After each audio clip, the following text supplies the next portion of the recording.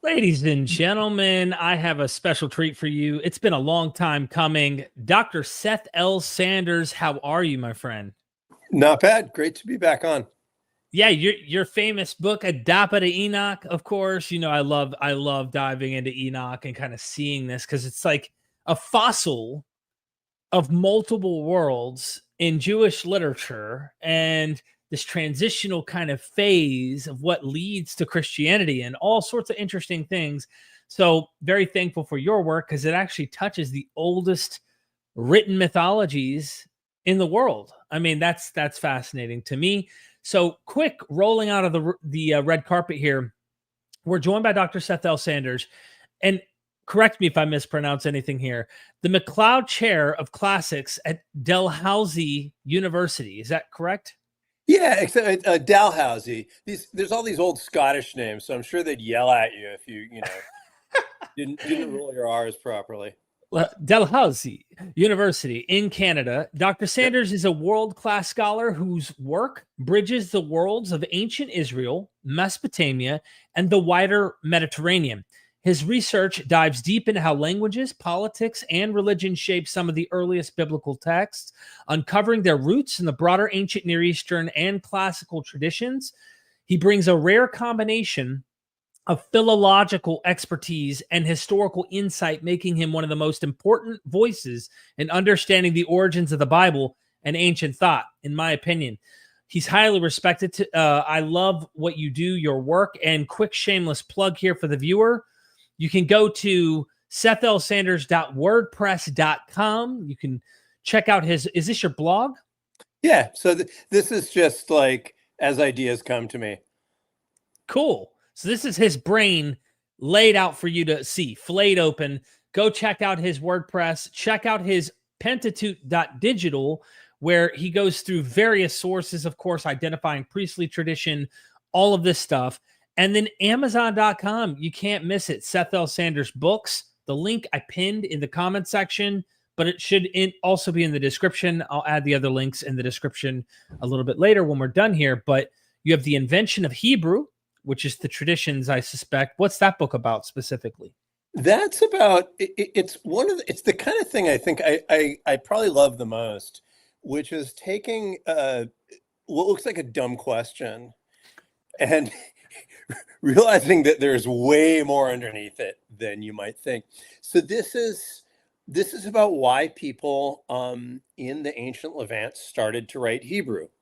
And you normally think like, oh, well, of course they wrote Hebrew. That was their language, right?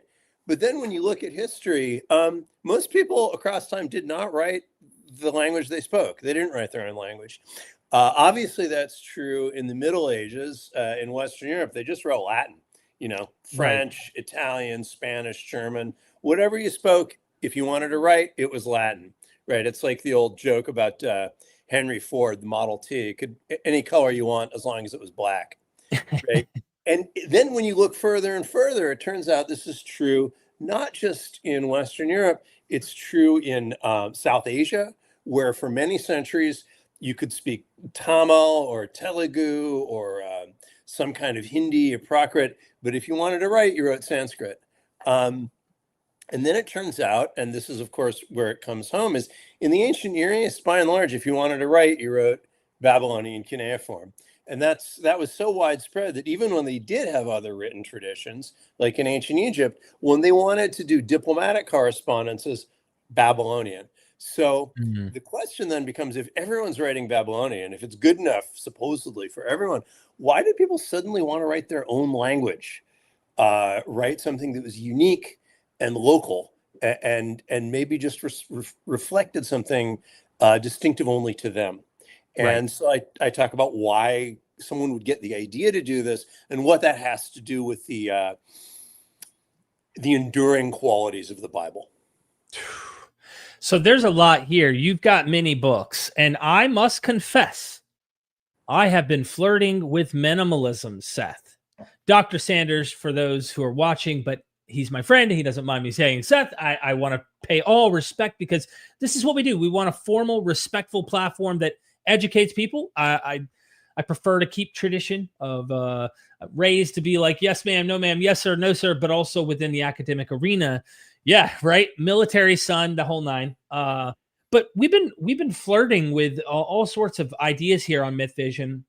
Some not consensus, or some say fringe, some within the consensus, and they'd say is unilaterally accepted, at least among most academics. I'm even willing to hear some forms of maximalism, even though I'm looking at it going, well, like I'll give you an example. And then I want to rabbit trail into any of this information about Israel and Judah.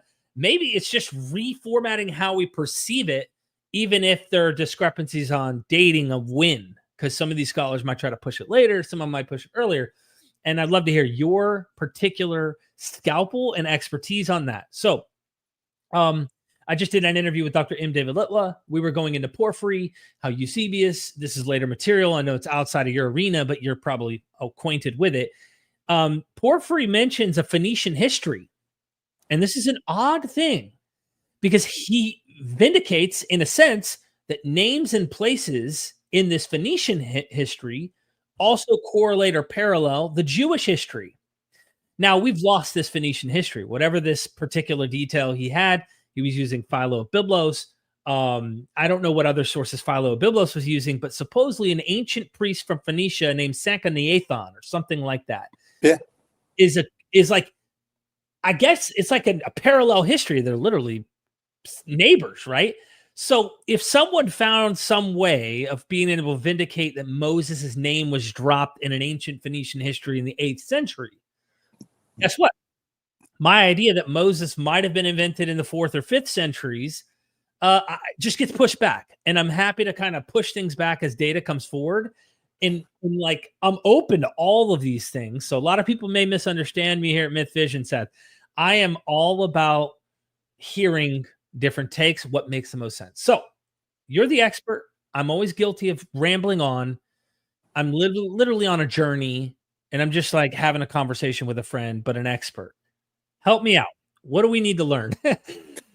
Okay, well, maybe I'll just address the one thing about that kind of, there was a debate that was very heated in the 90s between, at that point, you could kind of minimalist, maximalist, and, there are a lot of grumpy old men basically yelling at each other. And I mean, I got yelled at by some of them too. I got yelled at actually by both sides.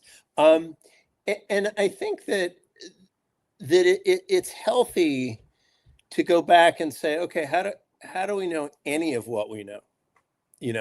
And I think the first moment often when people are like, hey, wait a second, about the Bible is that, this is a book that we're told is a continuous, perfect, divine narrative that, explains everything. And then, the kid, the critical kid in Sunday school class or Jewish day school or whatever is like, wait, why does the world begin twice? And why is he called the Lord once and God once? And why does he create humans at the end of Genesis 1? And then it's as if there aren't any humans, and he just makes a man at the beginning in Genesis 2. What is? And the teacher tells them to shut up, or else directs them to the Bible Answers guy, who does some apologetics with them, and then they get mad and become an ex-evangelical or whatever. Right. But fair enough. I mean, this is the process. No, just kidding. This is the process of dialogue and inquiry.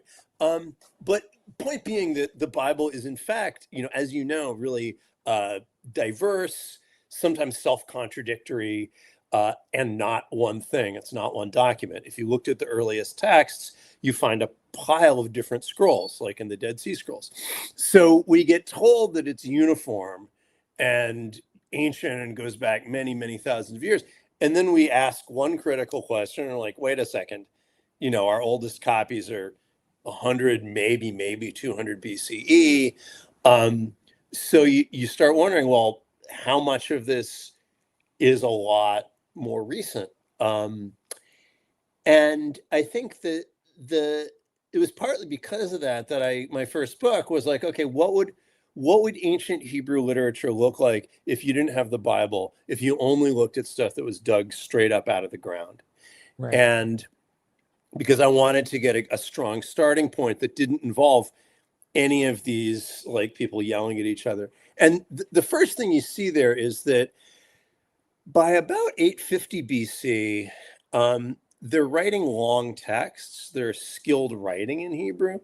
We don't really know what it was because we don't have any Genesis from 800 BC, but we do have like some hymns and letters. So by then they're capable of writing down a literature. Of course, anyone who can think a complex thought or tell a story, they don't need to read or write. They can have a complex idea. So there was like literature well before this. But the first time we could be pretty sure that they could have written a history or an elaborate religious text, certainly by 800, they could have done it.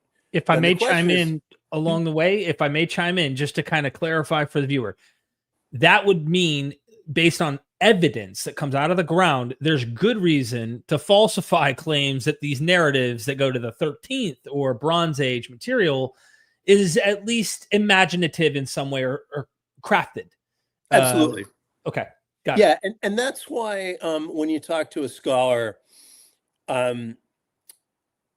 they will say that if the stuff in the early biblical, the biblical accounts of early things about Abraham, about Moses, about Joshua, or Deborah, those are traditions. In other words, those are things that people told other people.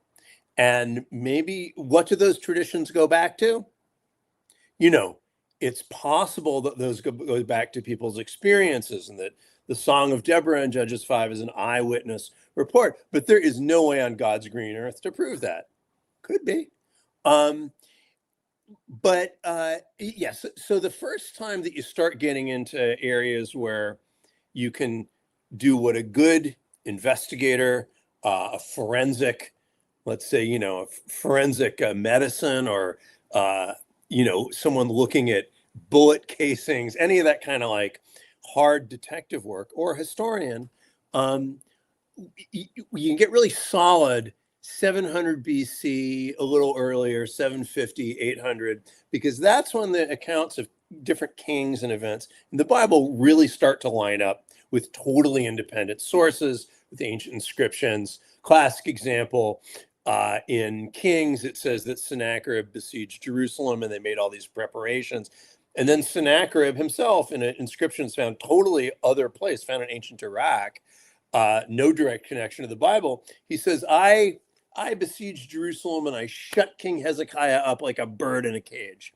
So he's bragging, but the two connect, right? There was definitely something there. When you get to David, it's more vague. Other kings talked about David. So like, there's an inscription from the north in Tel Dan, Aramaic king from probably Damascus, who brags that he defeated a king of the house of David. So at least we know that people were telling stories, that the idea of David was famous around, again, 850 or so.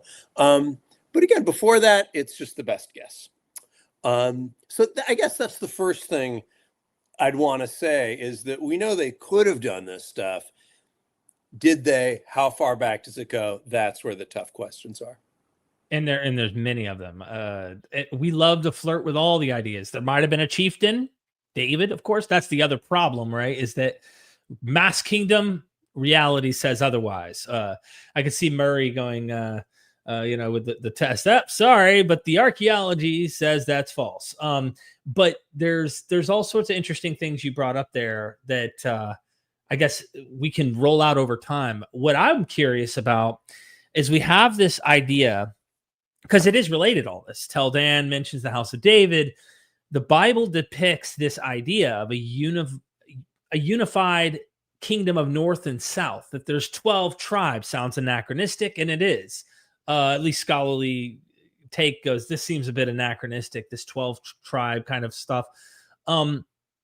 But then when I spoke to you, you were like, man, most scholars know this material that the general audience doesn't, about Israel and Judah. And then you kind of made it sound like plural Israels and Judah. And I'm like, hold on. Let's let the cat out of the bag. Maybe you can explain what you mean and help our audience follow along. Yeah, so I think, I mean, the thing that you're pointing to, I think, is it's probably the single most important thing, I think, in how academic scholarship relates to public knowledge. And it's where a lot of the breakdowns occur. Namely, it's my friend, the scholar, religion scholar Reza Aslan, said this once when I was talking to him. He said, it's often the stuff that academic scholars are obsessed with, that they're tearing their hair out, or I would if I had any hair, they're tearing their hair out about, that puts normal people to sleep. Right. They're like, oh, was it 850 or 875? Is this a language or a dialect? And people are like, okay, great. You sound very smart. Anyway, let's move on. So it's the stuff that the scholars care about that puts people to sleep. And then stuff that scholars think is settled, is conventional knowledge, is boring old hat, that can often set normal people on fire. They're like, what? Right? So a good example would be that anyone who studies ancient Hebrew linguistics knows that the Hebrew we have doesn't come from Israel. It comes from Judah. And so the Bible, the contents of the Bible are primarily not Israelite. And people say, oh, ancient Israel. And is it like the people of Israel? Is it like modern Israel? It's like, well, it was Judah. And famous King David in Jerusalem, that's not in the north. In Israel, his capital is Samaria. It's in the south. His capital is Jerusalem. Very easy way to tell. You can pick up, it's like anyone who's seen British English. They know that you can tell something was written in Britain or by a British person because they spell color in that funny way, C-O-L-O-U-R. They would talk about, call me on my mobile. Like your mobile home? No, your cell phone, but they call it a mobile. They would call a garbage can a dustbin, right? But the point is that even without the accent, if you're reading a text message from a British person, reading a book, you can tell within a couple sentences that ain't from a USA person. It's from a British person, right? Similarly, you could tell within a couple sentences if a text was written in ancient Israel in the north because they spell very ordinary words differently. They would spell year. In the Bible, it's spelled shana, shin nun he. In the inscriptions we have from the north, it's spelled shat, shin tav. Similarly, wine, common commodity in the language of ancient Israel, that would be yan, yod nun. In the language of the Bible and ancient Judah in the south, that would be yayin, yud nun. Instantly tell. So that's one kind of boring thing that's boring for scholars and is surprising for normal people. Yeah, so this can kind of help you. I imagine there's archaeological, inscription, epigraphic evidence that help, identify the differences between both regions. But it also helps you kind of, I think you could maybe anchor either who the final scribes who are touching up the material we have, what we call the Bible, or that they are sole creators of much of the material we see and maybe blend in some of that older, more prestige northern deep historic pedigree that we find there. And this, oh yeah, please. Well, that's where it gets deeper, and you're going right to the a couple of other very key points, which is an important amount of the content is either from a northern perspective or even from a pre-north versus south, a pre-kingdom perspective. So a great example is if you look at the tribes that are listed in Judges, either this is going back to some kind of non-state, maybe pre-state thing, or else it was just written by very weird people. Because in the Song of Deborah, the 12 tribes of Israel, there's no 12 tribes, there's 10, and Judah isn't even mentioned. Judah, Wow, that's huge. yeah, the That's most important huge. tribe. I Right. mean, it's kind of like if someone's talking about America and they only mention 10 states or 20 states, you're like, okay, either they're doing science fiction or they're weird, or this is an earlier period. Oh, yeah, like what other explanation best makes sense of that, right? And you could come up with some, but it sounds like a fossil, the best way I could describe it, or a fossil of a strange group. If it Yeah. is later, it's like you said, weirdos on the block who don't have the common view. But then why keep it or why use it? So there's all these questions, right? Yeah. And I think that sometimes stuff gets kept, stuff lingers around in the language unconsciously. One of the funniest example is, New York dialect, kind of working like New York, like fourth floor New York dialect that we associate with working class people, maybe, or maybe even old timey people. That in origin, that's a British accent, right? So, forgive me, but like fourth floor or New York, right? You'd have a similar thing where you drop the R's. And in fact, it's a relic. It's kind of a fossil of an earlier way of speaking that hung around in some parts of the East Coast. And so I think probably, the stuff in like the fact that in Judges, you never get the same exact list of tribes twice. It's always smaller than the 12 tribes, and you never see Judah. It suggests that there were diverse versions of what this group even is. Do you want to call it Israel, the people of Yahweh? Anyway, so that's one of the multiple Israels. Okay, so this is an important point because I just had Gad Barnea on recently too, and he was talking about we have an inscription that talks about a people of Israel first identified, clear they're a people or a tribe. They're like a tribe. Tribe, yeah. Yeah, and then after that, we don't hear for a very long time a tribe, but a land. They're now identifying mostly as a location, and Or a kingdom, I'd say. Yeah. Okay. So I'm sitting here. What fascinated me as a layperson, you bring up these accepted obvious things that are like boring to the scholars. They're more interested in the textual manuscripts missing that yod. That's a big deal. We're like, who cares, right? What really interested me was the evolution and change of the meaning of what these terms even mean. I mean, you got people, the oldest inscription, they're like a tribe.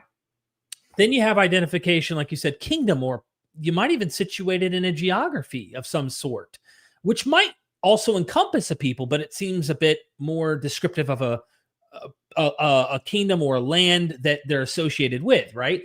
And then later on, I'm talking to Gad, and he goes, I don't really like when we're in the Elephantine period to call them all Judeans as if they're geographically only located from this region, even if they initially were migrating from there, because it started to become a term, the Yehud and others became a term almost like we are a group, kind of a covenant group of people, Yahwist, that are starting to identify this way. Almost like when we're reading Ezra and Nehemiah, which is clearly written later, and only Judah and Benjamin comes back.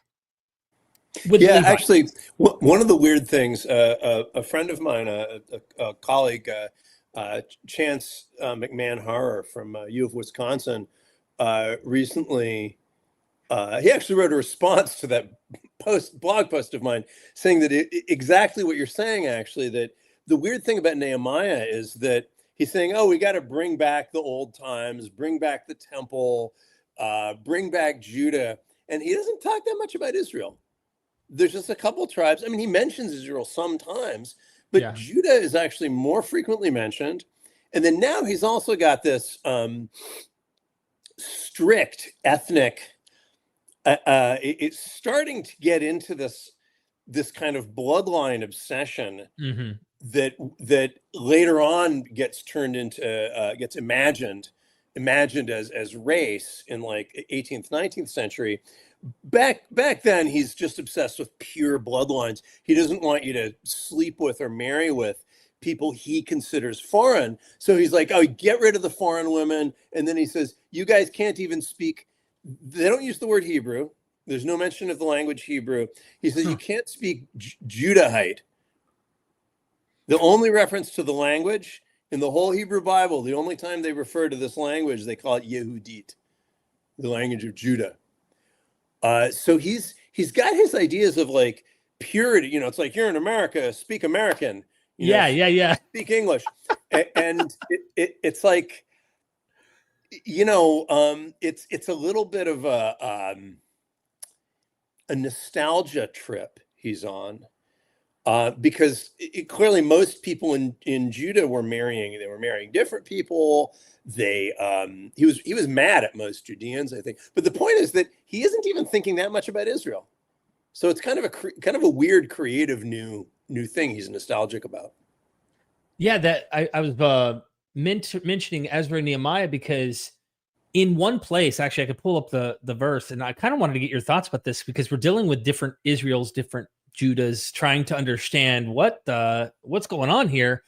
And one of the verses, when they come back after Cyrus decrees it, it says pretty much that the house, that they are the house of Israel. So notice how a redefinition of Israel kind of encompasses these Jews who go back, even though there seems to be a memory and a myth that there's this idea that, well, maybe they keep holding on to this idea that on the other side of that mystical river or the other side of that mountain or in this other place, they're there. But it sounds like some groups were interpreting Judah and Benjamin with the few Levite priests that came back as encompassing a definition of an Israel. And it's like what we see with Christianity or the church. They do the 2.0 Israel. We're the new Israel of God. Like Israel becomes anything you want at this point, and it starts to change. And I think that the trauma of Assyria and Babylon and what happened really helps us kind of see that problem with the lost tribes. North is collapsed. Some come down south. There's this like big issue. And I'm wondering how much of that is truly Samaritan versus Judahite beef later, anachronistically written into the stories in the past. I don't know. I mean, I'm scratching my head. Well, remember that the competition and the beef, you can document that goes pretty far back, just because every inscription we have from the Iron Age that mentions the kingdom of Judah, the kingdom of Israel, or sometimes together, talks about them as two separate kingdoms. This is true in the Moabite inscription of Mesha. It's true in this Tel Dan Aramaic inscription. And it's true in the Assyrian inscriptions as well, that they see these guys as two separate kingdoms. So of course there's going to be some difference in competition. Of course, the other thing, there's an old concept in psychology and Freud. He talks about the narcissism of small differences. Yep. And this is like, I mean, people know this in Jewish sects, in Protestant sects, where it's like the different flavors of like Reformed Christian or Dutch Reformed, they know what's wrong with the other Reformed Christians. And they know these little details, the wrong hymnal or the wrong, starting prayer. And people from, a Catholic or a Jew would be like, yeah, you guys are the same. You sound the same. And so I think similarly, these were, culturally closely related kingdoms that were probably at some points at each other's throats because of their small differences. Yeah. So anchoring when there's no way to know without definitive external data, unless you just accept the face value narrative of what is kind of being depicted here. There's no way to know, oh, is this a possible spat going on in the late Persian, or, like, how do we know for sure? But that beef seems to continue, and at times there's peace, and at times they're at each other's throats. But again, another Israel, that whole Ezra Nehemiah thing when they get back, but I think this is in the Chronicles or one of the Kings, where they're going, no, you're not really natives. You guys, because of the Assyrians bringing in Babylonians, and they list other nations at the time, you're fakes. We're not having you help us rebuild this thing. You're not actually one of us. And that's a beef. Yeah. And I mean, I think that these guys in the North, there was a practice when an empire would conquer a local kingdom, they wanted to disrupt them. And so they would deport people.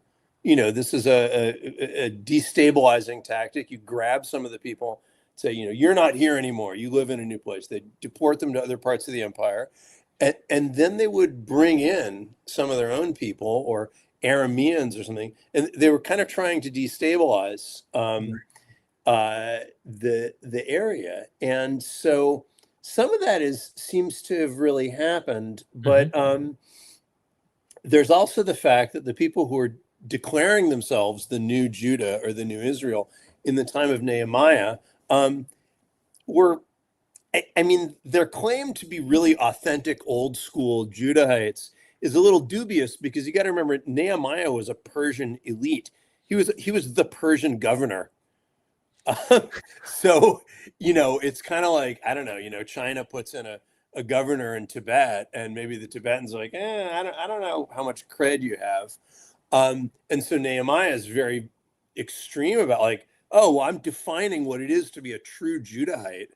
And some people will probably be like, dude, go the hell back to Persia, go to Elam, talk to your guys there, I've actually heard, and I don't know how true this is. I'm not a philologist or linguist or anything like that. I don't know the languages. I could pick up a word or two here and there once in a blue, but I've heard that Pharisees may actually come out of a Persian idea, Parsi, and that, again, what if, again, the definition of Israel, they start to see themselves as the true form of Israel, and these particular groups are having these narcissistic of small differences issues, which we see even with Enoch. I can't remember if the scholar's name. I feel like it's Giovanni something, but I can't remember. I'm confusing Giovanni Garbini probably with this. Maybe Boccaccini, the idea of Enochic Judaism. Yeah, the competitive 5 books of Enoch and the 5 books of Moses. Sounds like 2 different kinds of Israels in a way of competition. I'm just giving ideas here about what do scholars know about ancient Israel and Judah that people don't. So if I've taken us off track here, specifically on what you think you'd like to cover, please take us and put us back on track. Okay, so I actually had a set of ideas. We covered the first one pretty nicely, which is the name, namely that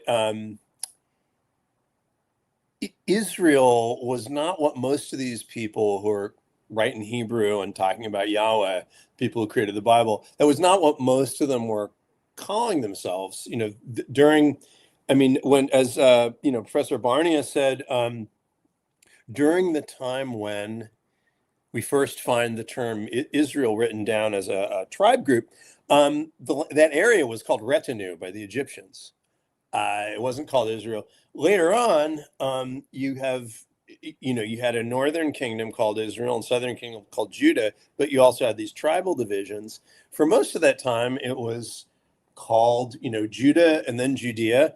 Also, Palestine, or the area of the Pleshet Philistines, and so for most of most of the time period after the Second Temple, it was called something like that. Even the early founders of Zionism consistently called it Palestine. So the point is that when you pick any one term to call it, it's always kind of a choice. It's not, and this gets to a broader point about ancient history, which you've been kind of bringing up repeatedly, which is that it's something that we have to make.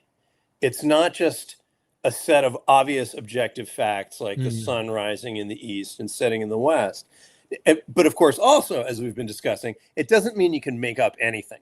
Right? It doesn't mean that that the main language of ancient Israel is actually Italian, or that they wrote ducks. But it does mean that there's a high bar for, you have to be both creative and honest, which is tricky. It means, as you mentioned, it means admitting that there's a lot we don't know and probably won't know. But just as an example, though, to choose what to even call it is kind of a creative thing. And if you call it the history of Israel, then you're implicitly making probably a claim that's connected to both Christian and Jewish ideas, namely that there's a people who you could call Yisrael or Israel, who kind of are the thread that runs through this, and it's their thing all the way to, you know, to European or modern Judaism. It's always Israel. That's one way of looking at it. Another way of looking at it, you know, you could call it the Levant. You could use a term that was used quite a lot in the past 2,000 years of Palestine. These were all terms people used. And any of those it's kind of a choice. It's kind of picking a viewpoint. And again, the rocks don't have a label on them either way. You know, Wow. it's not, they don't have a one of those like you know, QR codes. This is makes me think that in a sense there's this social, even temporal, maybe even generation by generation way in which we might view or how to understand each new century of the people of the land, that region, what they're dealing with. They might be engaging Greeks. They might be hugging the Philistines and agreeing with their gods. And like you said, which also peaks, Palestine sounds so similar in English, at least, to Philistine or Philistine. And so I'm kind of wondering that might have some deep roots there. Yeah, etymologically, it's probably related because I mean, okay, this actually gets to the second sort of thing everyone knows in scholarship that freaks ordinary people out.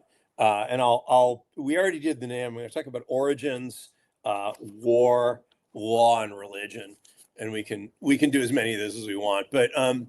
But in terms of origins, of course, the thing that every archaeologist knows, and that people are still a little freaked out by, is the story the Bible tells about where the Hebrews came from and how they got into this territory of Israel, Judah, Palestine, is not what archaeology says.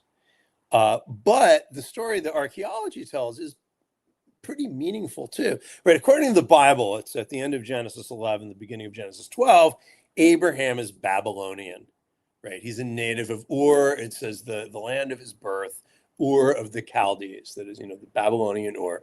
And then God says, Lech lecha, get going, and eventually I'm going to take you. I'm going to show you this new place, and I'm going to give it to you. And then, of course, it talks about the Exodus from Egypt into the Promised Land. They have this, you know, divinely inspired warfare. Little handful of just regular people annihilate these big, powerful city states. And archaeologically, it looks like, you know, the Israelites, Judahites, the tribes were mostly just Canaanites who started to see themselves differently. Similarly, also the Philistines. A lot of the Philistines, who are documented as, they're described as having swept from the north or from the seas by the Egyptians. And one of the groups, it's probably the root of the word Philistine, is Pleshet, written in Egyptian. A lot of these people were probably Anatolian or local people who are, you know, from the north, but they're from the Near East. And they were migrating due to like climate change or famine. And so similarly, you have some combination of people from other places, and then people who are more local and just started to see themselves differently. But anyway, so that there wasn't a big invasion as far as we can tell. There were people who started to see themselves differently. And so that thing of origins, and it's especially can be shocking to people because like the Exodus is described in Exodus is a huge population migration. There's like tens, hundreds of thousands of people sweeping over the border, right? And there's an article, I'm very proud that I got this published. I edited it when I was editing the Journal of Ancient Near Eastern Religions, but it's by a great Israeli scholar, Nadav Naaman. And he pointed out that he's like, okay, on the one hand, the Egyptians watched that border carefully. They were actually very worried about invasion from the north. So if there was just like a gigantic, you know, Coachella, Woodstock, you know, hordes of people just sacked out, going crazy on that border, they would have talked about it. So it's not likely that there was a giant migration. He says, but what we do have tons of evidence for is not that there were a whole bunch of Israelites or Hebrews enslaved in Egypt, but that there were Canaanites who were exploited and oppressed and even enslaved in Canaan. And this is what we know for a fact, is the Egyptian Empire sent mercenaries and troops into Canaan to conquer it. I edited another book that you could put up there if you want. It's Cuneiform in Canaan. I was one of the editors of this book of Babylonian cuneiform sources found in the land of Israel and Palestine in ancient times. And we have some letters where they're like, this is, I'm like, Talwishar, the mercenary. I want more women. I want another concubine, and I want another fancy chariot. Probably because he's a mercenary and he's busting heads and helping take over. Yeah. The Next Generation. The main editor is a big Star Trek fan, so that's why it's The Next Generation. Okay. But anyway, in there's letters from a place called Ta'anach that seem to be from mercenaries that are helping the Egyptians conquer Canaan. They're not enslaving Hebrews in Egypt, but they are taking over and oppressing and exploiting the ancestors of Hebrews in the land of Canaan in the 15th century, 14th century. So to summarize it, what Naaman is saying is the Exodus happened in reverse or inside out. It wasn't that there was a huge horde of Hebrews fleeing north across the Red Sea, miraculously across the Red Sea, and wandering into Canaan, but that there were people in Canaan who were oppressed by the Egyptian Empire, and then the empire collapsed, and they were free, or they felt that they didn't have to pay taxes, they didn't have mercenaries or troops knocking at their door. So the memory, kind of getting into Ronald Hindle, his memory material there, fascinating stuff. There is a memory, no matter when this crafted narrative took place, there's a memory of that collapse. And it just seemed much better to write the narrative as if they actually made it out of the hands of the powerful Egypt and in a faraway land. I think that's a common mythic trope too that we find with Odysseus and other well-known famous voyagers, people in a faraway distant land. It makes for a hell of a story. No wonder we love the story, even if I think that you and I share this too. We've talked offline about this too, and I don't want to derail us from where we're going in this. That we love this stuff. It's just, people who take it literally as a guidebook to how to behave when you see some morally atrocity type material, like we're like, hey, dude, no. You know what I mean? Like we're cool with the stories. We're cool with looking at it like we're watching Game of Thrones. I always use that example. Like I can dig Game of Thrones, but you already know watching that with our compass that we have. It's like, I'm not doing what that asshole just did. That's not what I would do. It's unfortunate that the story is selling you that this is the noble path. But then again, you got to understand when this stuff was written and under what circumstances some of this material might have been written in. It's the other reverse, right? So we see, not to get modern and political, but I think it's necessary at least, when people who are reading the Talmud or the Mishnah, they can find a rabbi who says some pretty gruesome stuff about Goy or Goyim. And then they paint all Jews as if they view all Goyim in this manner. And it's like, dude, when you actually historically investigate some of the persecution they were under Christianity at that time, their family members were killed, whatever. Like, I get writing an ugly thing. And if we have a little more empathy, we start seeing each other as equal. Anyway, here I am preaching now. Well, actually, that actually does lead to the second thing I wanted to talk about, though. Okay. Which is that it's interesting also because if you look at the like Jewish interpretation of some of this stuff, it's changed pretty radically over time. And a good example would be, we talked about how there's no good evidence for a mass invasion, and therefore no good evidence for butchering Canaanite locals.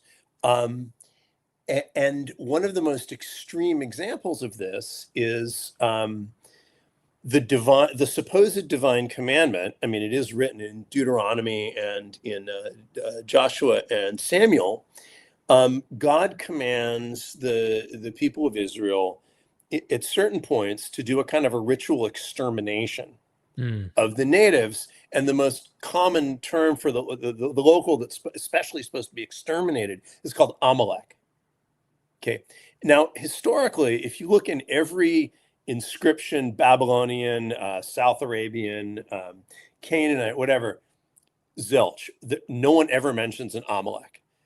So that on current evidence, that didn't exist. It would be like saying stamp out the lizard people, stamp out the scrolls, the hollow earth men, right? Right. Not real. But what's really crazy is that as much as this is a sort of a mythic pattern in biblical, in Deuteronomy and Joshua, etc., there were real kings who bragged about doing a ritual extermination. And for many years, the only one we knew about was in the Moabite inscription. King Mesha says he did a cherem, that is a ritual extermination of people in a town of his enemies, of Israelites. And that was it for many years. And a lot of the books still, a lot of discussions of the idea of religious mass murder or even genocide, they'll talk about this Moabite inscription. But more recently, there were two South Arabian inscriptions from ancient Yemen discovered from the ancient kingdom of Sabah. And these are precious new things. And I did a big blog post about them that if you just look down, if you search genocide in that web blog, you'll find it Here on the Seth L. Sanders. do I get started? Does it say design? Oh no, that's telling me to design my own website. There, you'll Search bar. If you just do genocide, you'll find it. Genocide. I believe I'm spelling that right. Am I spelling it right? There's the issue. There's the modern issue. What is Israel and the Palestinian genocide? But if you go up further, if you scroll down, I have two things. This is a more theoretical one. And then further on, there's religious mass murder of Canaanites. Did it really happen? And where did the idea come from? And there I talk about the new inscriptions that are discovered, these South Arabian inscriptions. And again, you have these kings who are speaking a language that's, that has a lot of shared features with Hebrew, Aramaic, Ugaritic, and they are bragging about doing a cherem to their neighbors. Wow. And so we now have three different Iron Age inscriptions where kings talk about doing a ritual extermination. So the point is this, that it's a myth in the Bible. There's no concrete evidence that there was an Amalek. There's no concrete evidence that the ancient Hebrews ever did such a ritual extermination. But there were stories they were hearing their neighbors bragging about. And I think this became a myth of power for them. A myth also of absolute separation. Like, you guys, God wants you dead. We're going to butcher every last one of you because God told me to. So it's a myth. And then so the rabbis are looking at this and they're like, so is that cool? Are we supposed to exterminate every last one of somebody? Right. And so they're in this position where they know that killing unarmed people, they know that killing people who haven't done anything is wrong. And I mean, you get some more fanatical people like Ibn Ezra, who's like, no, we should just kill all our enemies. But the majority of rabbinic interpreters, like, there's no basis. There's no legitimacy. So they say, well, okay, but we got to believe God. There are these super evil people called Amalek. They're like the lizard people. They want to steal our brains. Are they the ones that are mixed breeded with the sons of God who come down? I've heard that interpretation too, where they go, they deserved it because they're a mixed breed of the demonic creatures in Genesis 6. Right. They're cosmic evil. Right. They're imbued with cosmic evil. And so the rabbis say, okay, look, we'll take God's word for it. There are these cosmic evil people. But you know what? I don't see any of them. And we don't have any genealogies in the Bible. We get Haman. In the book of Esther, there's one super evil guy who's a descendant of Amalek, Haman. He's clearly was evil. He wanted to have all the Jewish people murdered for also without any basis of any wrongdoing. Sure, he's an evil guy. It's great that he got hanged. But we have no documentation of any other specific descendants of Amalek. So you know what? Yeah, we should exterminate the sons of Satan. No, we have no proof that anyone alive is the son of Satan anymore. No evidence, so let's shut up about it. And that's one of the common rabbinic views, is like, yeah, it would have been good if we could kill the cosmic evil, but how do we know? We don't have any basis. And there's other ways they talk about Amalek as a metaphor for the evil within us. Yeah. And we should exterminate it. It's kind of like the Arabic term for jihad, right? Which means struggle. I was thinking the same thing. And, people will say, like, you should wage jihad to only eat ethically raised food. And you're like, okay, that doesn't sound so fanatical.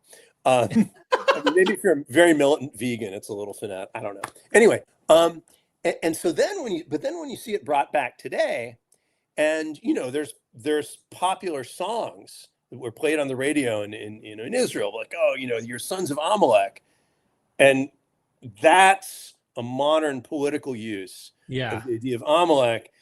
And again, it's not what the rabbis were doing, basically. But so that's one example of a myth that could get reignited. That's unfortunate, because it's in all of the amazing histories and traditions, I would say, that we all kind of have. There's always a dark period you can go to. The other thing, there was so much that came to mind that you were saying there that I was thinking about along the way. What else was it? Oh, speaking of tribes, going back, I know I'm derailing us a little bit off of Amalek and all of this because we were using a modern example. With the list of tribes, you got the Danites, and this is a strange group to me. Strange in the sense that I love it because it's like a mystery. Because if you go to the Egyptians, they talk about this group called the Danoi, I believe they're called. Or they're like, there's a specific term that seems to relate to this term that we find in biblical Danites. But then in Homer, there's also a group that is like these sea peoples that are also in the Aegean, and the Danans, the Dans. And I'm like, hold on, there's something going on here. Oh, well, and there are some bilingual inscriptions from the Iron Age Anatolia, that also talk about the like DNN. In the Kilamua inscription, there's at least one other. And so I think, and Dan is famously in Judges 5, Deborah casts shade on them. I say, Dan, why did he linger by the ships?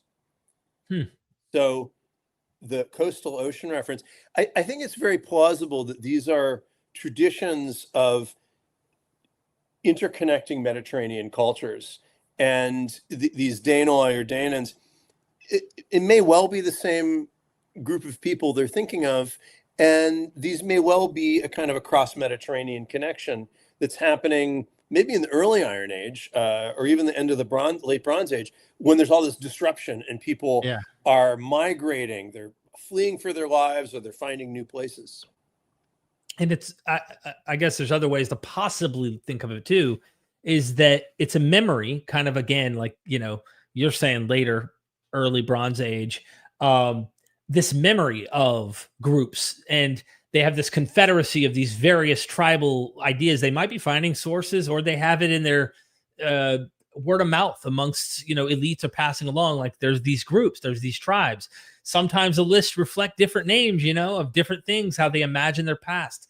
So I think that's what you've been bringing us so far, is there's not one narrative, and it's not one thing, and it never means the one thing so far, which is staying true to your promise about ancient Israel and Judah, that we usually think. And I still struggle, because I read the story as though, all right, you got a mythic origin. You have a guy from Babylon, which, if that doesn't cue you into thinking Babylonian and maybe the times of Babylon, you should consider it. That time or later. I don't think any time earlier than that makes sense. I know that fundamentalists want to say, no, from the 3rd millennium BCE, Abraham, really did journey down here. But it's easy to just think Israel, and then you get the United Kingdom, right? The narrative that they're together as one. And that is this huge fog that you constantly have to push aside when you're doing historical investigation. The thing I'd say there, though, is that that people are using creativity there's a dialogue between historical experience and myth and imagination already at a very early period. In other words, so that myth doesn't necessarily mean late. Right. Myth can be early. Myth can be in between. And I agree. And actually, this gets to another, maybe a more something that sounds a little more dry and serious, but actually is, I feel like, almost a modern myth, which is the idea of that biblical law was a thing with judges and with courts. And in fact, it turns out that if you read the Bible carefully, there's no judges, there's no courthouses or courtrooms, and the people who are making the legal decisions are probably village councils, assemblies of people, and elders.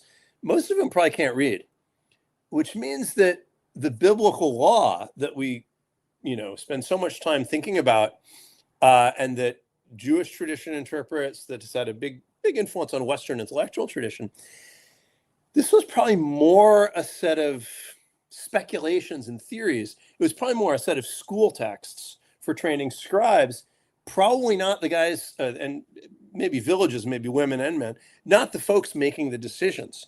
The people, if you look at the descriptions of, the famous descriptions of, like, I think it's Ahab and Jezebel in Kings, the famous story of Naboth's vineyard, where he hires some people to falsely accuse this guy so that the king can take his vineyard legally seize his property. There's no judge. There's no court record. It's an assembly of folks at the gates. And that's one of the only images we have of an actual trial. And then the other funny thing is that, I think any ordinary person who's read some Bible is like, wait a second, there's judges. There's a whole book of them.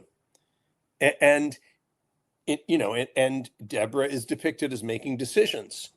So she's called a judge. But how does she make the decisions? She sits under a tree, and they come to her, and there's two groups who might have a dispute. And she says, I've considered your case, and I think you are more in the right, but, we're going to make a compromise. So they were judging between cases, but, the main thing Deborah does is busts heads. I mean, she's a military leader. Right. And in fact, who also is a judge, of course, is Samson. This is a guy who probably couldn't read a word, who was actually quite clever, but definitely huge head buster, right? I mean, he was mainly, his thing was smacking people down and picking fights. And most of the judges were like that. Not a single one is described as knowing how to read or write. Not a single one is described as referring to a law. So, but then if you look at the Hebrew word, it's all pretty clear, because shofet, or the shin pei tet root, it just means to rule or decide. So it's like that, one of the many funny phrases, that George W. Bush II had was, I'm the decider. And right. I think judge just means decider, right? So again, no reason to believe that they had courts of law. And that casts a whole different light on the idea. One of my teachers, revered teachers, Raymond Westbrook, edited a whole history of ancient Near Eastern law. He knew this stuff much better than me. So I'm not saying anything he didn't know, but he tended to present it as if there were courts and laws. And in fact, I mean, we don't know how much any of this biblical law applied to daily life. Or possibly even how they enforced things in their own tribal, in their own, maybe cities. I don't know how they might have done it. Like Greeks had city states. Like, how did they have their particular confederacy or their legal system? Interesting observation, because a lot of this stuff we look to certain texts and then we're having to reflect on other texts. And I noticed the absence of a mention of the law in Judges as well. And there's all sorts of really strange things. Like, even if you trace the Ark of the Covenant, you get this ark that's developed in Exodus. They build, which is kind of ironic because there's plenty of arks in Egypt. And that's an actual fact that they crafted arks. It was a common thing. And I'm not saying they didn't have them up in the Levant either, but they were ruled by this territory. But when you trace it, the ark disappears for a while. And then it pops back up at the reunion or the celebration of the temple with Solomon. Then it disappears for centuries. And then it shows back up with Josiah, and he tells the Levites, bring it back.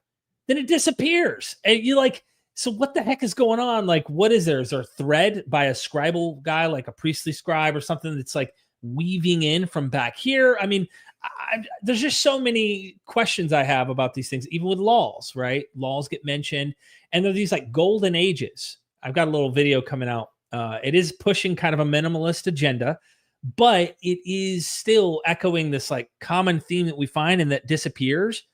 And you just made me think of Judges like in a different way just now that I didn't usually think of. I'll give you maybe another example also, though, that when you have something that has an element of speculation, like that these guys, they're big into law, supposedly, in, laws in Deuteronomy, laws in Leviticus, laws in Exodus. It doesn't necessarily mean the whole thing is a fantasy, even when there is an element of myth. And I'll give you an example of this, because if you look at the two best documented societies in this period, Iron Age, Babylonian period, certainly Assyria and Babylon. And if you look at it, there's a Sophie Lafont and Dan Fleming edited a book of judicial decisions from the ancient Near East. And in the period of the Iron Age, we have thousands of judicial decisions. If you want to know what people were really doing on the ground, go look, right? You have evidence. It turns out that the Assyrian Empire didn't have judges either. They didn't have courtrooms. They didn't have courts in that sense. The Babylonians did. So what that shows is that just because a society didn't necessarily have courts doesn't mean really anything about their sophistication, because the Assyrian Empire was, fairly tightly run. They had a decider. There'd be like a magistrate, but a lot of the time it was like a popular assembly. They're like the townspeople. And maybe this puts in a plug, if not for anarchism, then for kind of people being able to organize themselves when they're given a little bit of room, right? Because clearly these local towns had traditions, and they had, they had groups of people that they respected, and they would go to them to try to judge these cases, all without a professional judiciary. So the funny thing is that even though the Assyria is considered like the evil, and I mean, they did a lot of killing, the Assyrian Empire did a lot of horrible stuff, but they're not so weird in that, and they're not so alien. If you compare it to the Bible, the legal system in ancient Israel and Judah was probably a bit more like the one in Assyria than the one in Babylon. And it's kind of surprising, because I wouldn't necessarily have imagined that the closest, social organization parallel to Judah would be Assyria as opposed to Babylon, but it looks that way from the evidence. That's interesting. Okay. Yeah, Okay. It blew my mind, because I didn't have any framework to even ask that question. I got asked to do an overview of law and property in the Iron Age, and I was like, I don't know much about the realities here. I just read a lot of law codes, and so I'm like, okay, I need to look at all these cases, and then after a while, I was like, that I didn't realize they just got along without judges. Interesting. Yeah. Wow. There's so much to look into, and like, I love seeing those other civilizations that might have influenced, or how their influence may came from Egypt or Assyria or whoever, Hittites, you name it. I'm always into that. Phoenicians. But I love that, because the only way to sometimes figure out what it seems to be most like is to heuristically relate it to something when you don't have the concrete data often that can help you solidify it. Right. That's the best thing you can do, is just go, well, the neighbors did this and it looks like they did that, like what the neighbors did. We have better evidence with the neighbors, therefore it seems more likely they were acting like their neighbors, so. And what also was helpful to me here was to, because I mean, the very common thing that can happen is you compare, let's say, the Bible to one thing, Egypt or to Greek or Assyrian.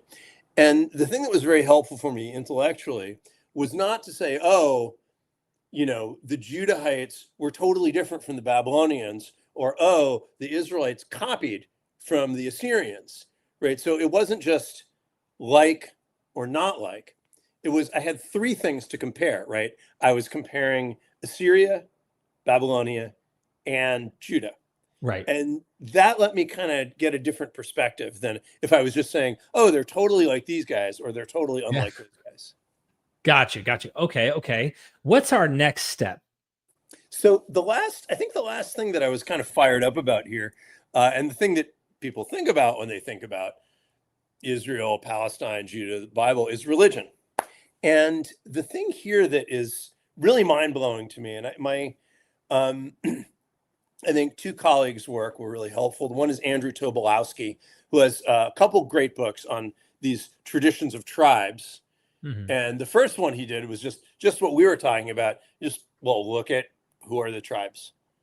And that he shows how people creatively rewrite the tribes here. But another one in terms of history and what we forget is a guy named Daniel Pioske, who I was actually one of his advisors, but the Pioske. And he has a couple of great books on memory and the memories of ancient Judah and Israel versus the memories of the Bible.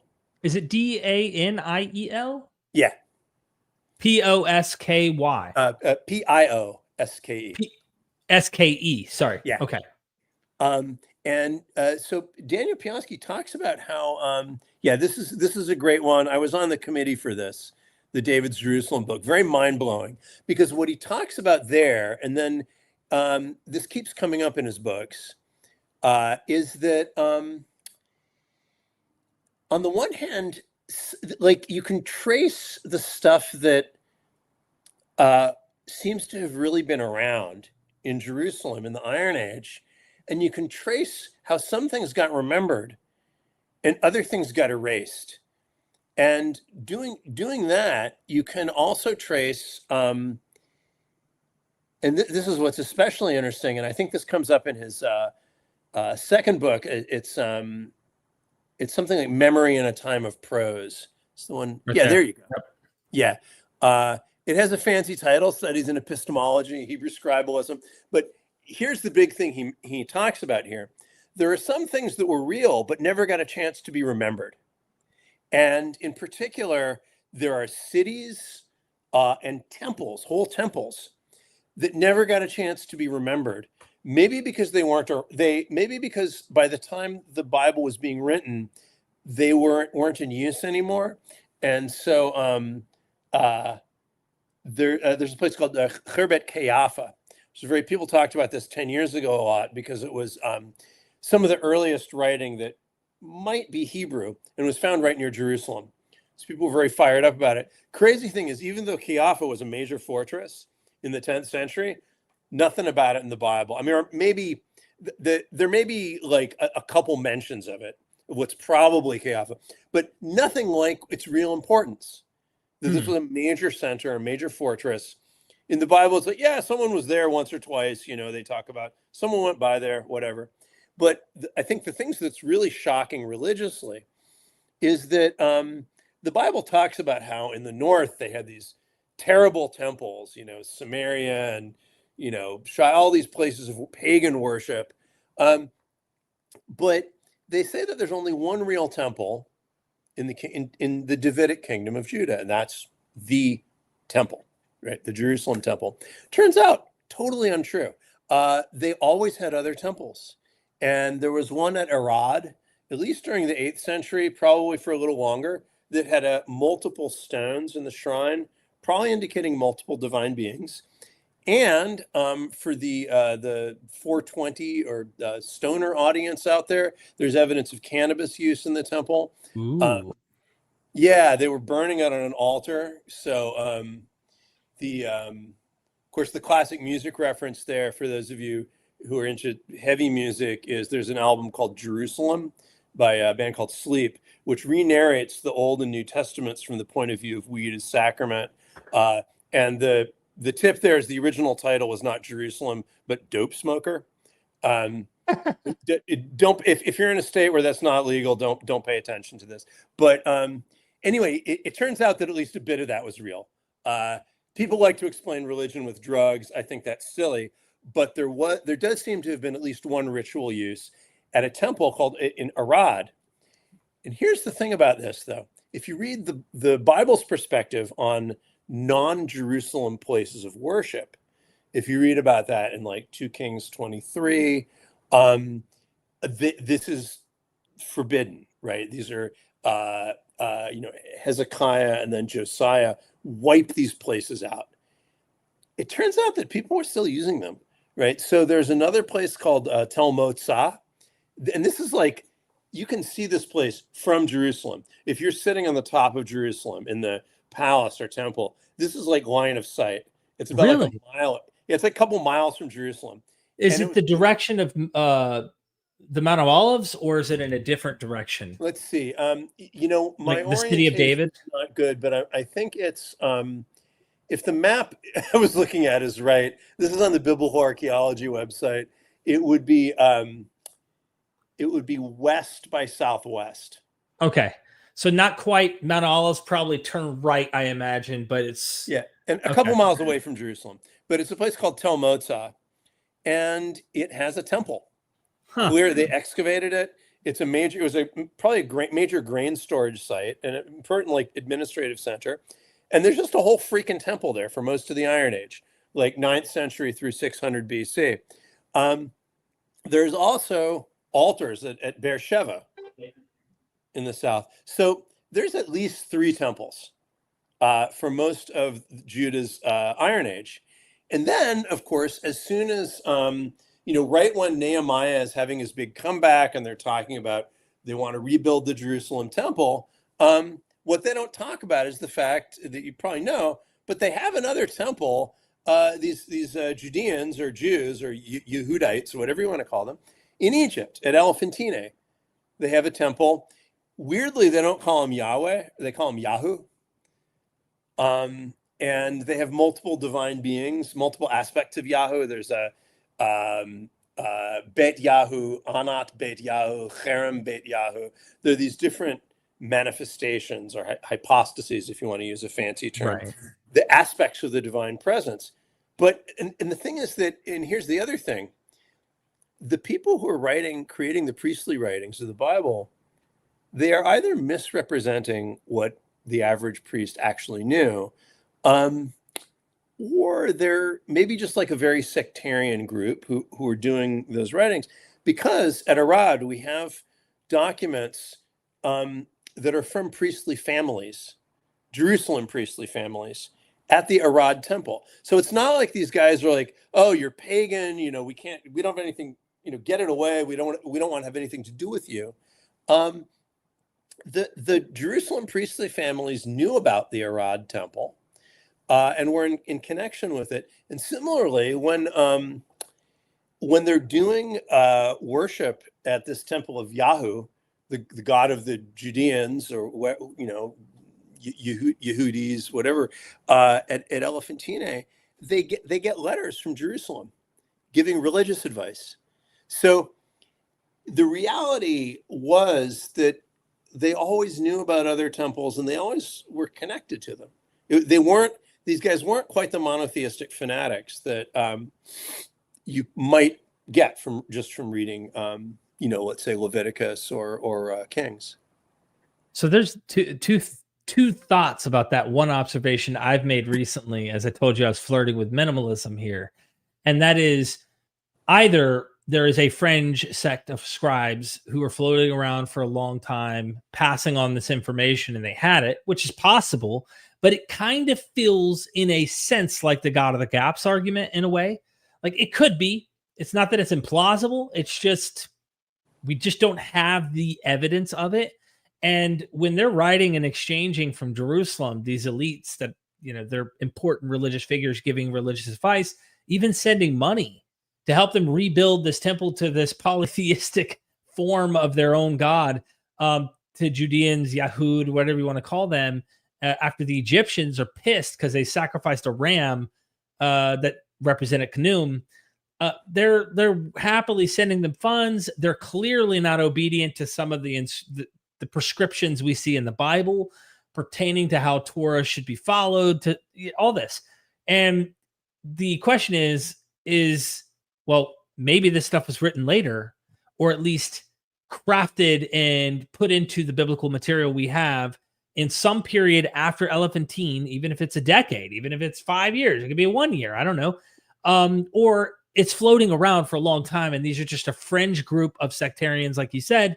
And most scholars I know try to go with that because, in my opinion, my perception as a non-expert talking to guys like you is that there's all of this other background knowledge that you have that anchors 7th to 8th century BCE material, Babylonian times, like this is earlier. And so when you have all that, it just leads you to draw this conclusion like, no, they already had this material floating around back here. Instead of saying they're crafting it later, looking back to sources, no, there's already a rolling of material, but maybe it's collecting dust on a library somewhere, or it's these fringe little weirdos that don't matter right now, but later on get their limelight when someone actually is collecting the material and putting it together.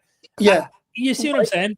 Yeah, I'd say that one of the problems, well, one of the things you just find is that these folks are always writing a really partial version of history, and partial in the sense that they're belong to a certain party and that they're partial, they're predisposed to their side, but also partial in the normal sense, just incomplete, right? So these guys are pushing, the people who do the priestly work.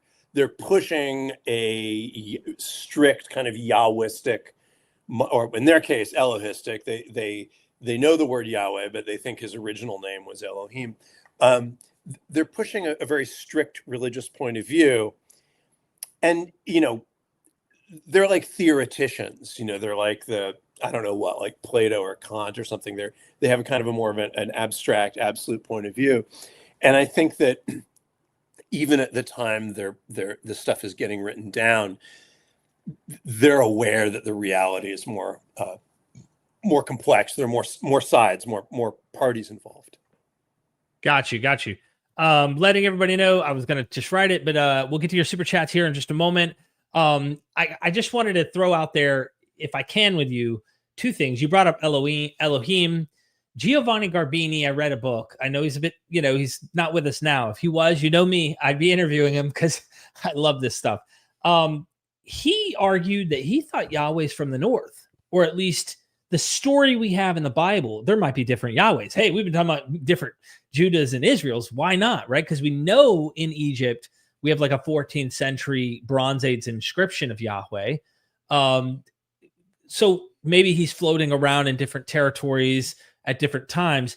But he argued, contrary to some of the scholarly views, that Yahweh is originated from the south using the biblical story, and said, the name of my son is Yah, Y-A-W, and it's in his book on, I got it's like religious history, something like that. It's like he goes in far, and he says, sorry, all the scholars who keep trying to compete with this or try to challenge what I'm saying just seems like they don't like that this is contrary to the biblical narrative.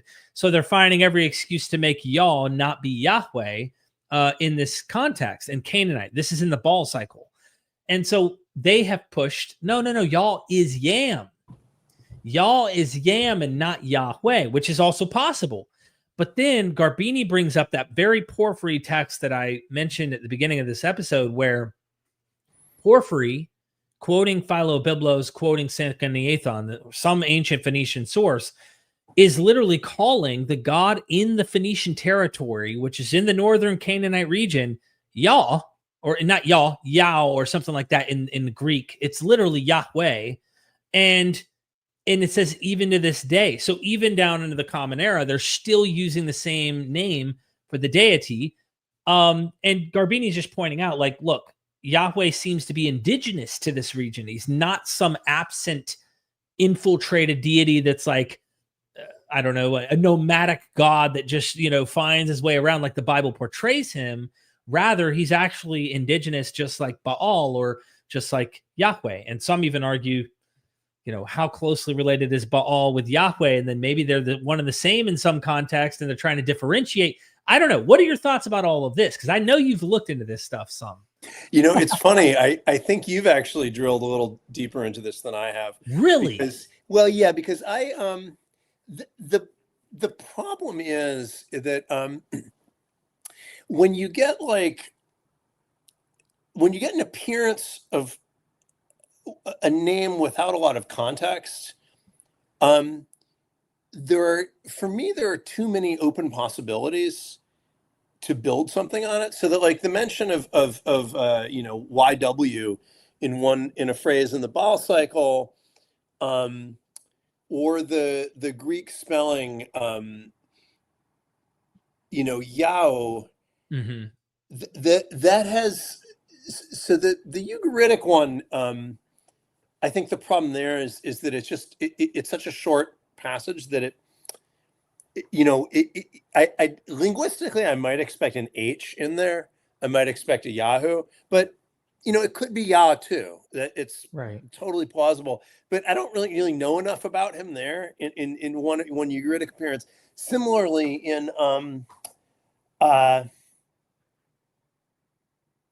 the Porphyry stuff, the problem is that our physical copies of that are a little later. They're like in right. Eusebius. They're in these Greek and Armenian versions. And one thing about someone like Eusebius is he's already saturated in the Bible, so there's always some possibility of him sticking a phrase in there. At the same time, I'm willing to, I don't really have much of a stake in the idea of Yahweh being originally a mainly southern God, because the thing is, they had nomads in the north, they had nomads in the east. Right.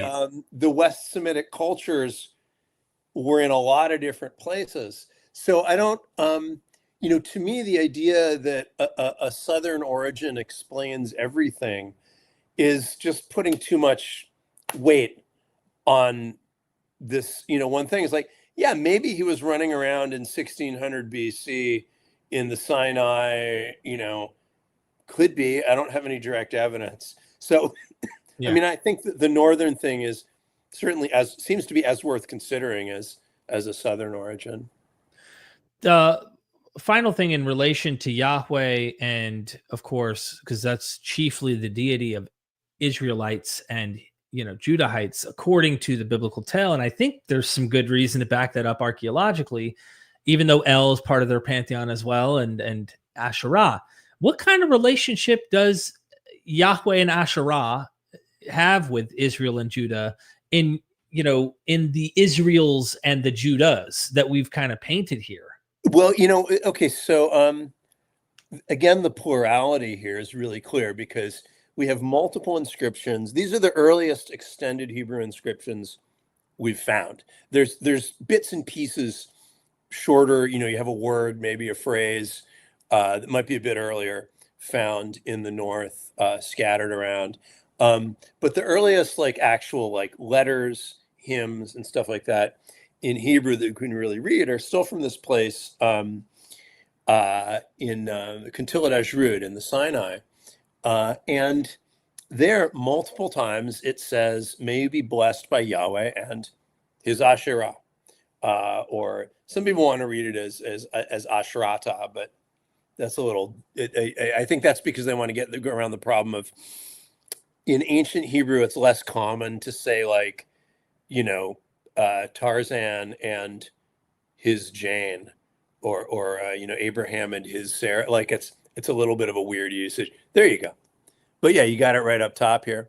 And it's also these are NSFW images that seem to be, explicitly show sexual organs.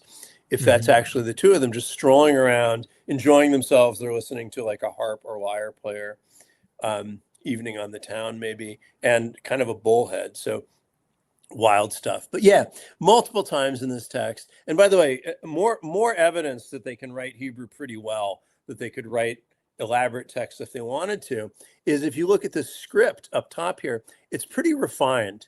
The writing is consistent and smooth. This looks like a scribe who's already written hundreds of lines and could write, thousands more. But anyway, there are also two different Yahwehs. There's a Yahweh of Teman and a Yahweh of Shomron. That is a Yahweh of the south. So, but certainly by the 9th century, you got a southern Yahweh, like it or not, because they call him that, Yahweh of Teman, which is a southern area. But also they have a Yahweh of the north, Yahweh of Samaria. So at that period, you've got diverse located gods. And this is another thing that there is one, I'm forgetting where it is, but in 2 Samuel, David is trying to get away from Saul, and he says that his excuse to go run off is that he made a vow to sacrifice to Yahweh and I'm forgetting the city, but it's a Yahweh in X city. And actually, I think it was my teacher, Kyle McCarter, who might have first made the argument that this is a local Yahweh. This is like Yahweh of X, just like you have, Zeus of Mount Cassius or Ishtar of Aleppo. Right. This is Yahweh of place X. So, you have multiple Israels, you have multiple Yahwehs in this period. And except for these little traces, that mostly does not make it into the Bible. There's also this, this is the Egyptian Soleb temple inscription. I think it's 14th century BCE. And I remember reading academics, or deciphering the hieroglyphics, that it's there's a Yahweh and there's a people of Shasu, I think. I'm not sure the name of them, but yeah, well, Shasu would be one of these probably West Semitic or Philistine, it's kind of non-Egyptian groups. And again, this is a totally possible thing that you've got, you've got a non-Egyptian, probably from far north of Egypt, probably from this other area of Western Asia, and it may well be that this God is already connected with these other people. Interesting. Thank you. This has been a blast. There's so much here. And again, I would love to one day have a dialogue where I can get an academic like you who has a position, right? A position why you reason to the dates that you do, with someone who's far smarter than me, this layperson who's listening to like Niels Peter Lemke. And then, he was close with Thomas L. Thompson and Philip R. Davies. Like you said, you met, I think, Philip R. Davies. I'm not sure. It was funny. I would say that both Thompson and and Davies and Anson Rainey, who was more of a maximalist, they were all kind of what you'd call trolls. In other words, they kind of liked, I don't know if I can say this, shit talk. They like to say stuff just to kind of get a rise out of people. And that's something I saw definitely with both Thompson and Rainey. Okay. And so, there's a little bit of this is kind of the way they, I don't know what, had fun or fought their battles. Okay. Yeah, when you mentioned Tel Dan, I know that some of them question its authenticity. Even but again, part of that I have to say is that because it's such a problem for their prior assumptions, it's not that big a problem, because all it shows is that people talked about a lineage of David, right? But archaeologically, it would just be. Let me put it this way: if someone managed to create and hide something that plausible and that weird and that incomplete, like, my hat is off to them. Yeah. It's an astonishing feat. No, it's just very implausible, and it gets into these sort of weird arguments. Because if something is found in situ by archaeologists who don't necessarily have don't really have much of an agenda, that's a pretty good starting place. I would say though that you sometimes get this in archaeology where people will they'll keep pushing the dates around. I've seen this maybe especially in Israeli archaeology. They're always fighting with each other about redating everything, and I kind of start to get worried because I'm sitting here with my texts and I'm trying to be like, okay, the inscription's from stratum 9. Good. You guys figured out when stratum 9 is, right? You have pottery, you can date it, right? And they're like, oh, actually, I think it wasn't really from stratum 9. I think it was in the floor, and that's actually stratum 8. And I'm like, you guys work it out among yourselves. You folks work it out. I don't want to get into this, That's funny. Yeah. Imagine I got to now edit my books again because you guys changed your mind for the 30th time. Yeah. Thank you so much for taking your time to hang out with me. A few Q&A super chats, if you don't mind, and then we'll roll out. Solera Knight, thank you for the super chat, supporting the channel. Every nation sees itself as the chosen people. I don't know. I think that once you get the idea of a nation, that is, you get the idea of a group that's supposed to be kind of uniform and the same, right. That they're all ideally supposed to have the same language, the same religion, the same culture, the same territory, which already there's a good bit of fantasy there, right? Because unless you have just like some totally isolated Swiss village or, some place in the mountains of Iran that's almost never talks to anyone else, most people aren't actually that uniform. There's usually diversity. They marry someone else or someone speaks a different language type. But I think once you get that ideal of a nation, you also get a lot of other ideals, like we're supposed to have a really ancient past, a noble past, and usually a grudge.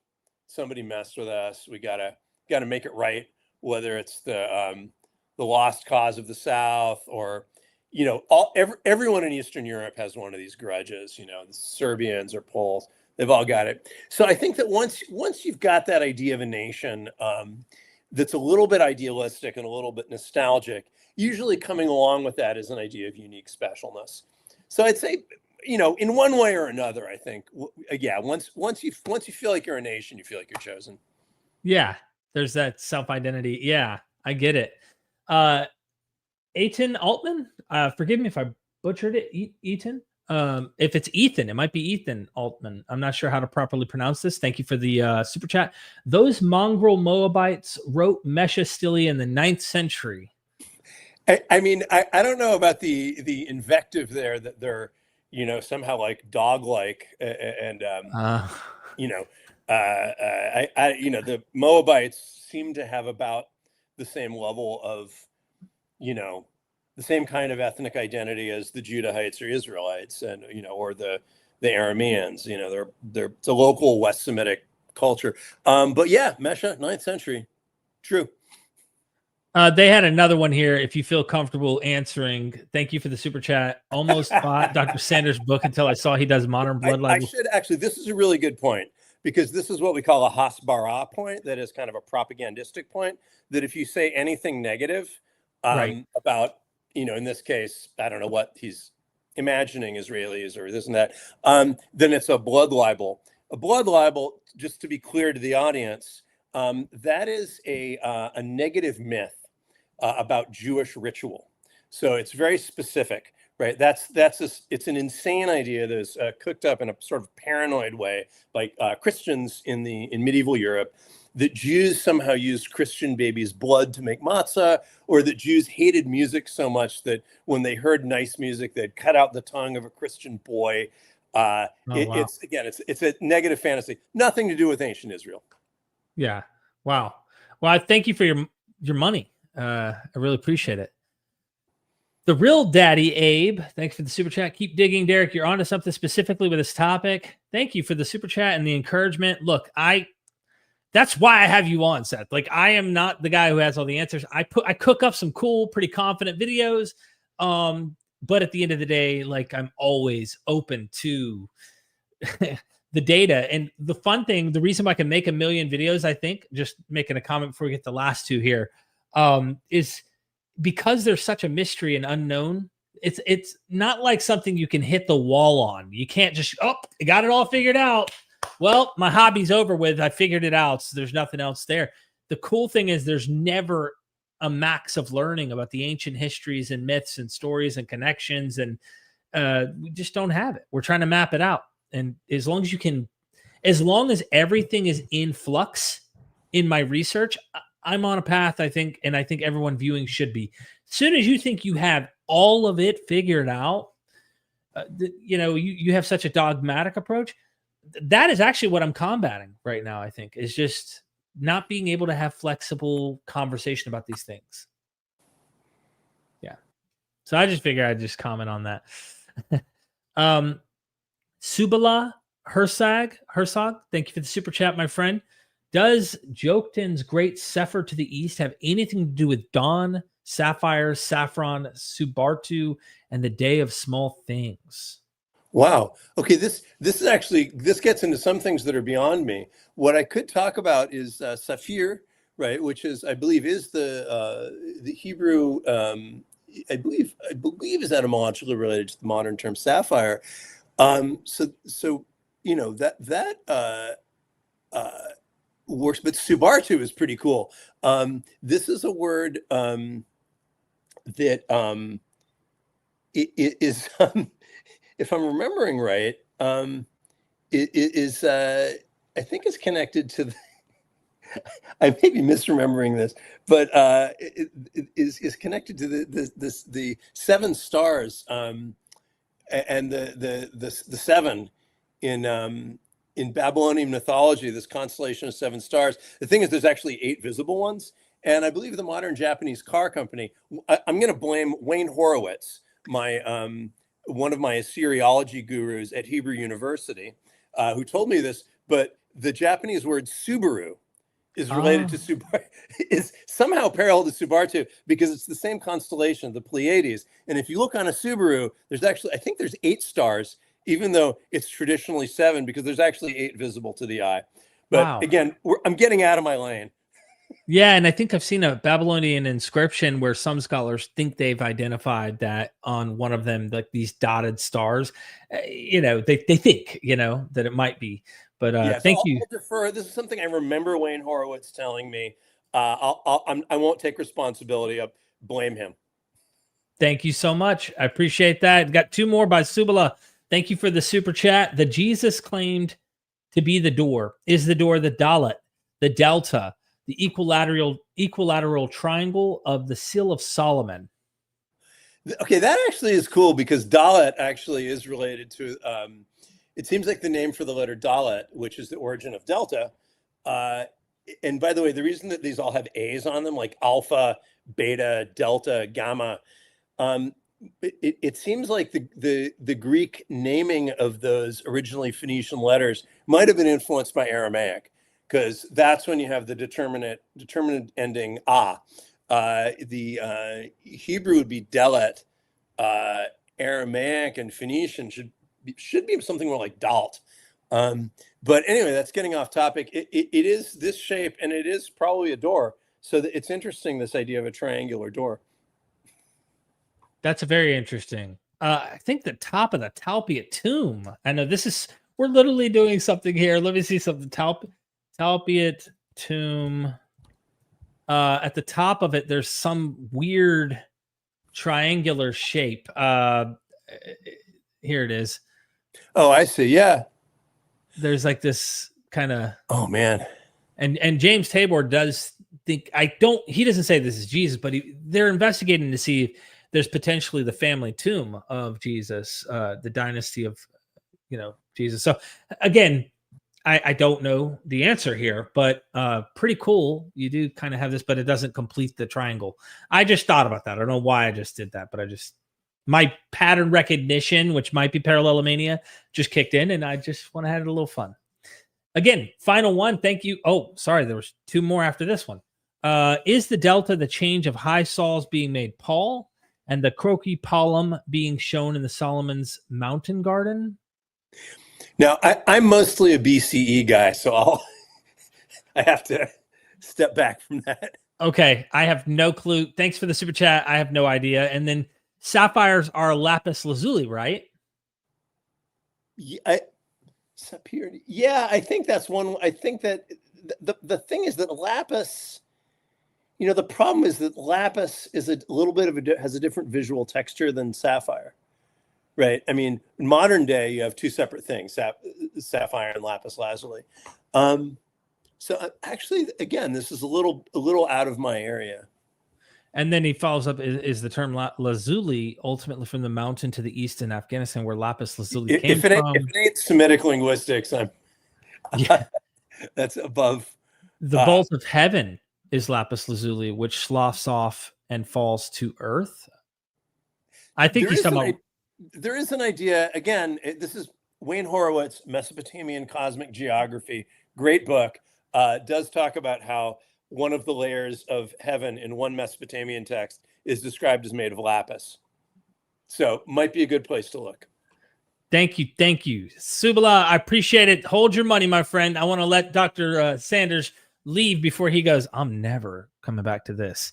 So, all right, last one, man. Last one, please. Guys, they're rolling in super chats, so I don't want to leave them hanging in terms of sending money, but they're supporting. So it's a beautiful phrase, actually, the heavens rolling up like Azure and Lazuli. I mean, the thing in Isaiah that's then drawn on in the Gospels is the heavens rolling up like a scroll. Yes. But this is kind of I don't know, it's a poetic image of maybe what's beyond.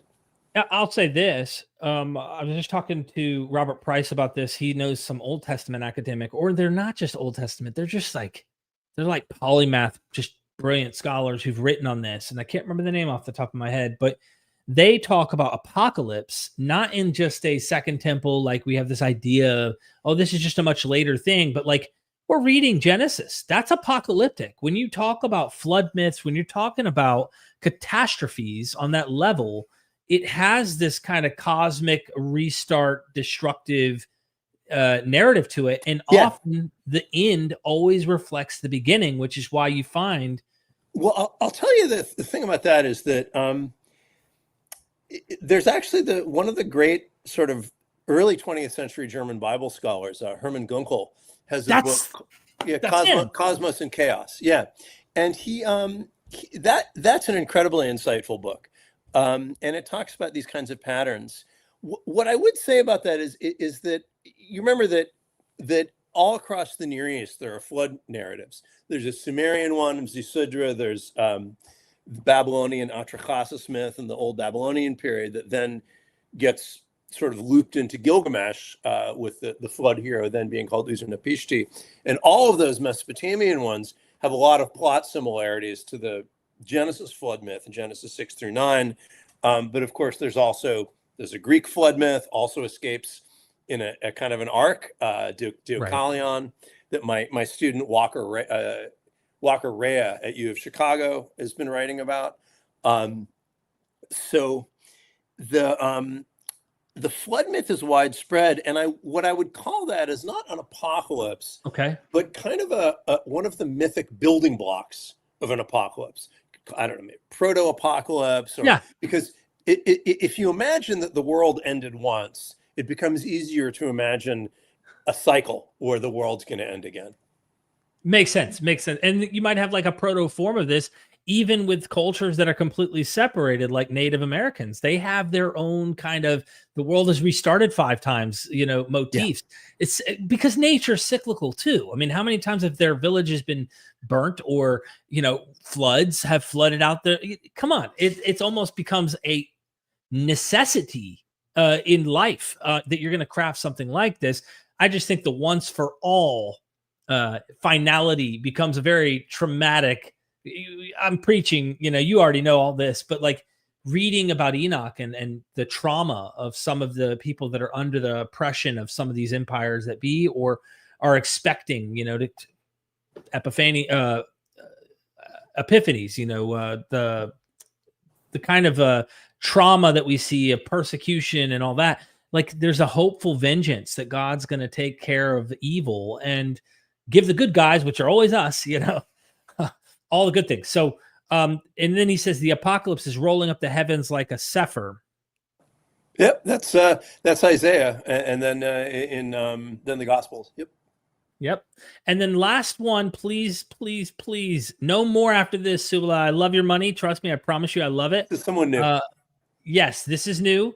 What form did the serpent take in the Garden of Eden before it was cursed to crawl on its belly forever? The Hebrew nahas, if that seems to... Yeah, nachash is one of the words for serpent. So nachash, I think there's a pun. There's a pun there because in Exodus, there's this bronze serpent that's called Nehushtan. But that, I think that might be a play, a different sort of word play. I think the idea, the image in Genesis, they're imagining a very smart, kind of an overachiever, or actually an underachieving student, like a kind of a gifted student who's just bored because the serpent is just supposed to sit around and be happy in the garden, and the serpent's a little bit of a troll himself. He likes to stir things up, and so he starts asking these questions, knowing that first of all that his questions are based on the truth, but that it's going to cause some trouble because he just likes to see stuff happen. And so he asks these questions, and I'm guessing that he's originally imagined as a kind of more like a gecko or salamander. In other words, long, snaky guy with little front legs and back legs. And the curse then sets the unique features of the snake. They have to crawl on their belly. There is fear and enmity. Humans are terrified of at least venomous snakes. Later on, of course, this is actually probably a good candidate for that image.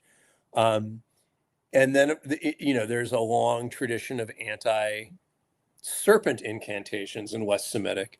This is a whole other episode, but arguably the earliest vocalized text in Semitic that we even have is from the pyramid text, like maybe 2600 BC or earlier in Egypt. And they seem to include anti-snake incantations. Yeah. Just to show a closer up of the image. It has legs, right? So I thought serpentine, it has legs, maybe. I mean, again, we would think they're at least writing in the time of Babylon or after. So during captivity or after is the likelihood of when this would have been written, wouldn't you say? Yeah, I mean, again, the dating the stuff is, people have strong opinions on all sides. I would just say that, I think that language gets you into the ballpark. This seems to be the base of the language seems to be pre-exilic Hebrew. Not to say that it wouldn't be continually edited in some form. And then the other interesting thing is that Deuteronomy, which seems to be aware of things like Esarhaddon's treaty curses, so like maybe what do you want to call, like a little after 700 BC, Deuteronomy is aware of Esarhaddon's treaty curses, and it's aware of the way the story of the Bible is, the story of the Pentateuch is told. It uses things that appear in, that are connected to the Garden of Eden story. It also uses things that are connected to things like the sacrifice of Isaac in Genesis 22. That is what documentarian scholars would call J&E. But it doesn't seem, when Deuteronomy cites the history of Israel that's previously happened, the wilderness wanderings, the Moses in the desert, it never cites the version that we have. It always cites either one version or another of each event, which suggests, and my colleague Joel Baden argues this, it suggests that this stuff is floating around but not yet combined. So to me, that would put the Garden of Eden material a bit before the exile. That's the best guess. Okay. Outside of finding hard evidence, it's always going to be debated. Thank you. Last two says, see Umben, Wills and Nels, circle equals Giger, Merkaba. This again there's some poetic connections there, Merkava and the wheels. Yeah, no, that's cool stuff. And then last, what do Nebuchadnezzar's nails have to do with Umbin? I haven't a clue.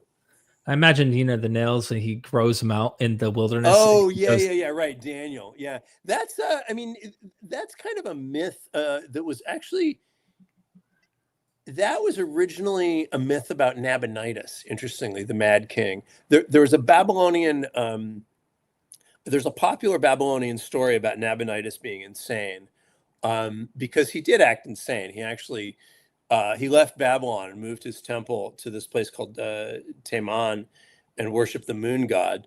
So people thought he was loony or lunatic, a moon worshiper. I summarized this stuff, by the way, in an article I have called Daniel and the Origins of Jewish Biblical Interpretation.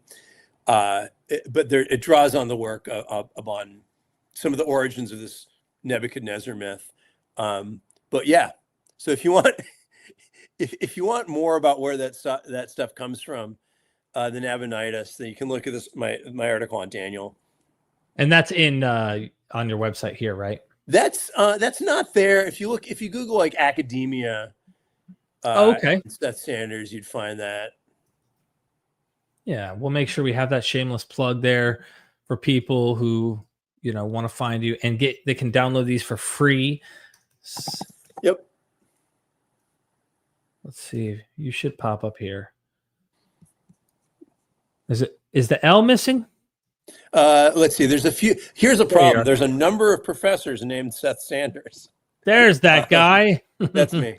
That's the that's the old. But somewhere, if you search Daniel in there, you'll find it.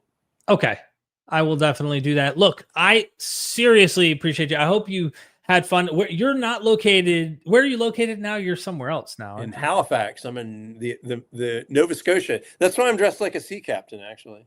Do you like it there? Yeah, it's pretty awesome. We even though we're having a little bit of a drought now, nothing like Northern California. We're never going to run out of water. Hey, I'm thankful for your time, your expertise, and thank you for being my friend. I hope to see you come back and we'll touch different topics because we never really got to discuss the you and I in private have, and I recorded the phone call, but the audio was kind of through the phone. You told me I could record it I wasn't going to publish it, but it was talking about the idea of who are the Nephilim, who are these heroes of renown, and that might be these dead ancestral kind of spirit type.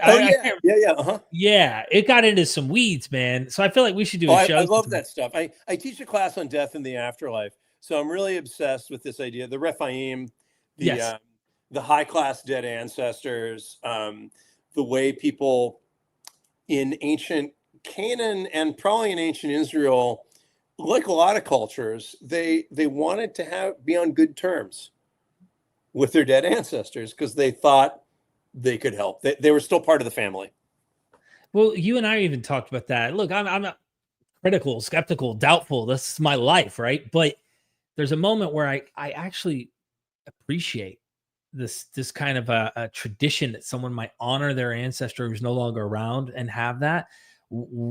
Like, I understand we can be all that they're not hearing you, but that, to me, that scoffing is just kind of not realizing we're still human. We're still apes rising on a planet. Like I think there's something deeply significant, important in respecting and nodding, and maybe not thinking they're literally like doing the very things you're doing. But look, the world's not easy, right? So you and I were talking about this kind of stuff, Yeah. I feel like if there's one take-home point for the whole class, it's that we have a relationship with the dead, whether we think we do or not, and that can it's a multi-sided because some people's ancestors, hell, some people's families may be kind of toxic or bad. They may do things they weren't proud of, but they also make you who you are, and there's often stuff that you want to emulate, you want to live on. There are things that you might want to live on in you or your children or friends. And, it's also true with anyone who's close to you, when they, they're going to leave the world and you want there's still a relationship in some way. So I think, a lot of these ancient rituals and stories are ways of dealing with that relationship. Well, hopefully you could join us and we'll have a necromancy session. And I love you, man. I really appreciate you. Everybody go get the books. Follow him. He's on Academia. Check out the website. You got the Pentateuch website. I'm going to add all these links in the description. I didn't do that at the beginning, so apologies up front, but it'll be done right away. And seriously, look forward to Seth L. Sanders, Dr. Sanders coming back. You recently received a new title, which is really cool, that I had to incorporate in my introducing of you because I wanted to make sure it's the proper way to do things, and that is is it McLeod? How do you pronounce it? It's like McLeod. McLeod Chair of Classics at Dalhousie University in Canada. Final words from you? Just always fun to be on here, Derek. So yeah, thanks a lot. Thank you. Ladies and gentlemen, never forget, we are MythVision. Son, do you want to know what the truth is? After this, there's no turning back. You take the blue pill and you wake up in your bed and believe whatever you want to. You take the red pill and you stay in Wonderland, and I show you just how deep the rabbit hole goes. Remember, all I'm offering is the truth, nothing more.